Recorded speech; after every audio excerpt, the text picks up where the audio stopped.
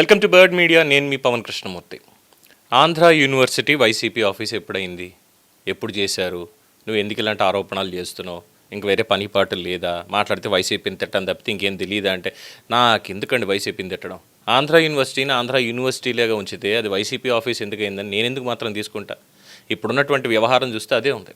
వైఎస్ఆర్సీపీ ప్రభుత్వ హయాంలో ఆంధ్ర యూనివర్సిటీని అదొక రాజకీయ వేదికగా మార్చేశారు అని చెప్పి ఆరోపణలు, దానికి తగ్గ ఆధారాలు ఉన్నాయి, ఆరోపణలు ఒకటే కాదు. సో మాజీ వైస్ ఛాన్సలర్ ప్రసాద్ రెడ్డి వ్యవహారం ఇప్పుడు చాలా కీలకమైనటువంటి మలుపు తిరిగింది.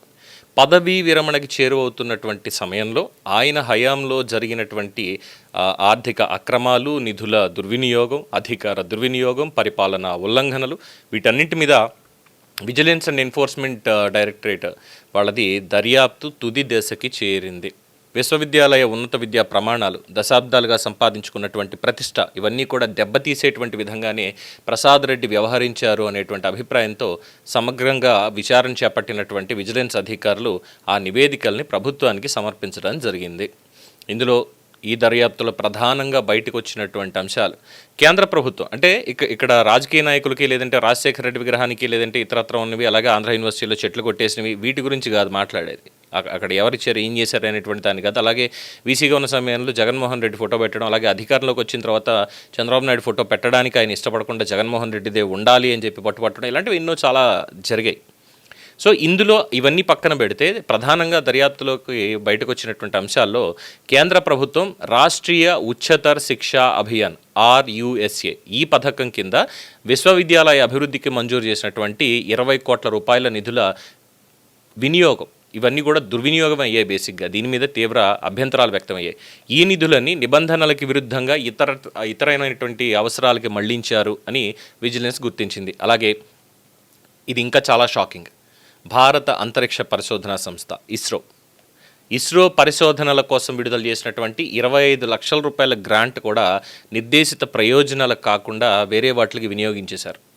పర్యావరణ పరిరక్షణ పనులు, భవన నిర్మాణాలు, ఐటీ ప్రాజెక్టులు, సివిల్ కాంట్రాక్టులు, వీటన్నిటి కేటాయింపుల్లో కూడా ఒక పారదర్శకమైనటువంటి టెండర్ విధానాలు పక్కన పెట్టేసి నిబంధనలకు విరుద్ధంగా కాంట్రాక్టులు కూడా అప్పగించారు. అంటే వస్తారు, రండి సార్, టిక్ పెట్టారు, తీసుకున్నారు, వెళ్ళిపోయారు. ఎవరు ఏంటి కూడా తెలియదు, ఎవరు చెప్తే వాళ్ళకే. ఇది కూడా మొత్తం దర్యాప్తులు ప్రస్తావించారు. అలాగే పరిపాలనా వ్యవహారాల్లో కూడా తీవ్రమైనటువంటి అవకతవకలు, అక్రమాలు జరిగాయి. అర్హతలు, నిబంధనలను కూడా విస్మరించి నియామకాలు చేపట్టడం, రీవాల్యుయేషన్ ప్రక్రియని దుర్వినియోగం చేసిన వాళ్ళకి కొందరికి అక్రమంగా మార్కులు కలిపి డిగ్రీలు అందించారు అని విజిలెన్స్ విచారణలో పరిశీలనకు కూడా వచ్చింది. అంతేకాకుండా విద్యార్థుల్ని, అధ్యాపకుల్ని విద్యా కార్యక్రమాలకి బదులుగా అప్పటి అధికార పార్టీ కార్యక్రమాలు, ముఖ్యమంత్రి పర్యటనలకి తరలించి రాజకీయ కార్యకలాపాల్లో పాల్గొనాల్సిందిగా ఒత్తిడి తీసుకొచ్చారు. ఈ ఆరోపణలు కూడా ఉన్నాయి. అలాగే దానికి సంబంధించి మనం గతంలోనే ఆ నోటీసులు ఇవ్వడం, ఇవన్నీ కూడా చూసాం.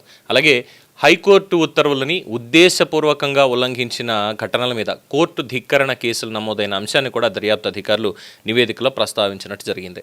సో ఇవన్నీ పరిశీలించినటువంటి రాష్ట్ర ప్రభుత్వం తదుపరి చర్యలకి సిద్ధం అయ్యింది. సో ఇక్కడ మాజీ వీసీ ప్రసాద్ రెడ్డితో పాటుగా అక్రమాలకు సహకరించినటువంటి అధికారులు వాళ్ళ బాధ్యతని కూడా నిర్ధారిస్తూ చట్టపరమైనటువంటి చర్యలు చేపట్టే దిశగా ప్రస్తుతానికి కసరత్తు జరుగుతోంది. విజిలెన్స్ నివేదికల ఆధారంగా క్రిమినల్ కేసులు నమోదు చేయడం, దుర్వినియోగమైన ప్రభుత్వ నిధుల్ని ఇవన్నీ కూడా రికవరీ చేయడం, వీటి అంశాల మీద ప్రభుత్వం చర్యలు వేగవంతం చేసినట్టు కూడా అధికార వర్గాలు చెప్తున్నాయి. అయితే దీంట్లో ఈ క్రిమినల్ కేసులు నమోదు చేయడం వరకు ఓకే, కేసులు అలాగో నమోదు చేస్తారు. బట్ నిధుల రికవరీ ఎలా అంటే, మనకి రెవెన్యూ రికవరీ యాక్ట్ అనేది ఒకటి ఉంది అంతే. అది ఎక్కడుంది, ఎప్పుడు దాని దుమ్ముదులు బయటికి తీస్తారో మనకు తెలియదు, బేసిక్గా తెలియదు. అందువల్ల ఈ నిధుల రికవరీ అనేటువంటి దాని మీద మాత్రం మనం ఆశలు పెట్టుకోవద్దు ప్రస్తుతానికి. సరే, చర్యలు వేగవంతం చేశారు, ఇంకోటి ఇవన్నీ పక్కన పెడితే మిగతా కామన్ అనమాట. సో ఇక్కడ ప్రధానంగా చెప్పుకోవాల్సినటువంటి అంశం, అసలు ఆంధ్ర యూనివర్సిటీ అంటే ఏంటి? అది మనకు ప్రతిష్ట కాదా? రాష్ట్రానికి ఒక గౌరవం కాదా? మరి అలాంటి ఆంధ్ర యూనివర్సిటీ పరువుని, ప్రతిష్టని పూర్తి స్థాయిలో దిగజార్ చేసినటువంటి వ్యక్తులను ఏం చేయాలి?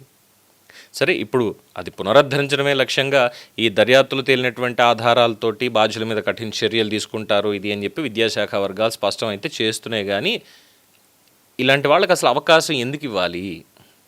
ఎందుకంటే వైస్ ఛాన్సలర్ కింద వచ్చింది అంటే అది డిఫరెంట్ సబ్జెక్ట్. అసలు ఎంత విద్వత్తు ఉంటే వస్తుంది. కానీ అక్కడ రాజకీయపరమైనటువంటి ఈ ఏర్పాట్లే మొత్తం అంతా కూడా.